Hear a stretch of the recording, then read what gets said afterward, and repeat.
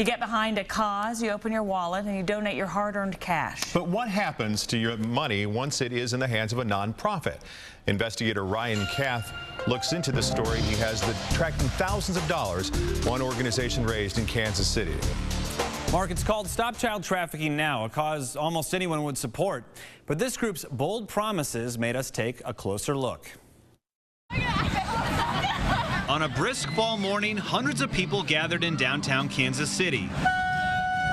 They sported running shoes and T-shirts to help raise money for a national organization called Stop Child Trafficking Now. You are representing hope.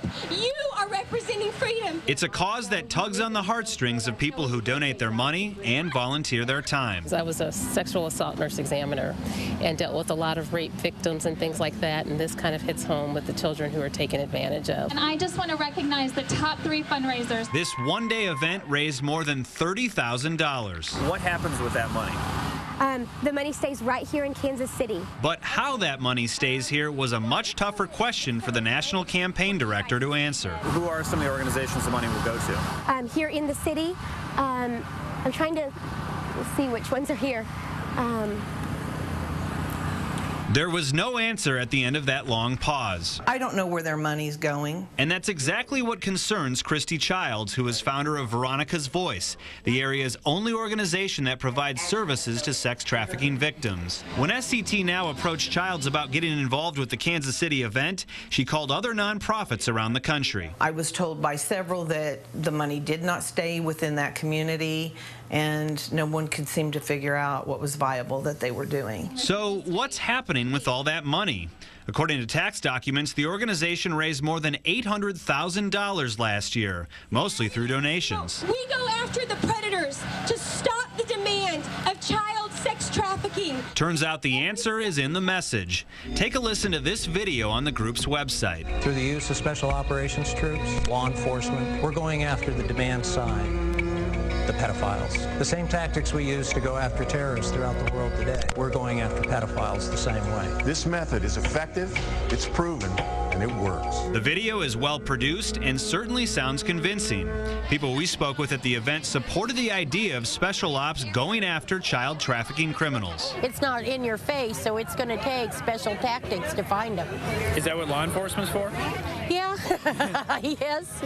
The fundraiser took place in the shadow of the federal courthouse, where the U.S. Attorney leads the nation in prosecuting cases, thanks to its Human Trafficking Rescue Project. SCT Now claims it works closely with the feds to gather evidence and catch the bad guys. So are you working specifically with any law enforcement agencies in Kansas City? We're developing those relationships right now. But we checked with Kansas City Police, the FBI, and the Department of Justice. Each agency told us it had no relationship with the nonprofit, which seems strange considering how founder Ron Lewis describes work by the special ops teams. Who are going in and shutting down the demand side by presenting gift-wrapped cases to the FBI. There's no such thing as a gift-wrapped case. Retired FBI agent Jeff Lanza worries the message portrays a vigilante approach. He says providing a tip is one thing, but it's unlikely police or federal agents would be comfortable with private citizens going undercover. The FBI, to my knowledge, does not team up with non-law enforcement agencies on the investigation of criminal activity. How are we doing it? We're collecting information and bringing it back to law enforcement to put together cases that are prosecutable here in the United States. Are there any cases you can point to where your special operatives have brought information that's helped lead to an arrest? That's an unfair. We are in the process of, we have handed over hundreds of pieces of information, and we're in the process of doing that. Do you think that's an unfair question? No.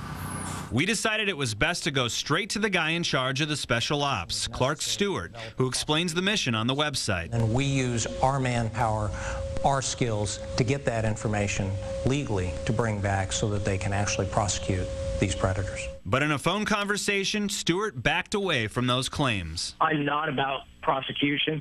I'm about information that can be used by law enforcement. This is like a library card. You know, I'm not asking anybody to give us anything. We go into a community, we gather information, and we make it available to to law enforcement at no cost. But the special ops teams do not work for free.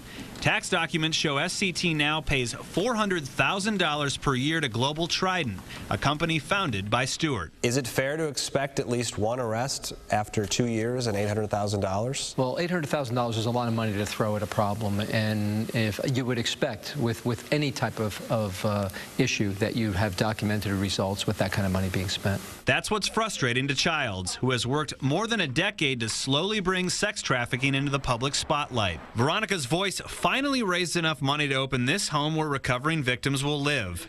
Visible results, unlike SCT Now. And that they are stopping this thing.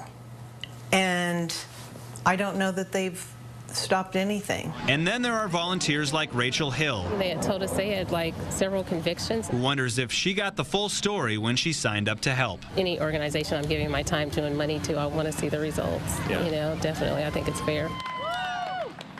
Stop Child Trafficking promises a special ops team will have a presence in Kansas City, although there are no partnerships with any local law enforcement agencies yet. Mark and Krista, the only thing we've been able to confirm so far is that there was kind of an informational meet and greet between the organization and deputies with the Johnson County Sheriff's Department. That's it so far here in Kansas City. Wow. Now, this story got some reaction before it even aired tonight.